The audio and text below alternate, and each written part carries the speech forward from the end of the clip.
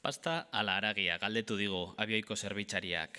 Ele Thompson jartzen dio paparrekoan. Gurditxo batekin ari da afariko erretiloak banatzen. Pasta hautatu dugu Renatak eta biok. Edateko ardo beltza. Danke, bite. Ez diazu esan zeri buruz den zure novela hori. Itaundu dit Renatak, mai tresnak plastikozko poltsatik askatzen ari delarik. Luzea da kontatzen. Hori ez da ona.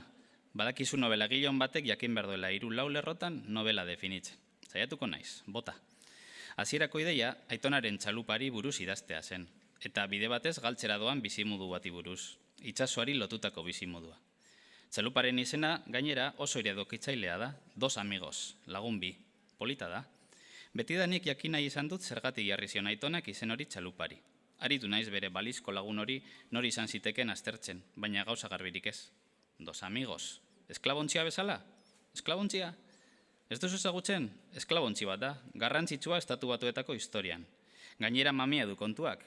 Douglas Wilder izeneko politikari batek, Virginiako gobernadore eta Richmondeko alkateak 200 milioiko diru laguntza eskatu zuen Washingtonen. US National Slavery Museum izeneko esklabotzaren museoa eraikitzeko.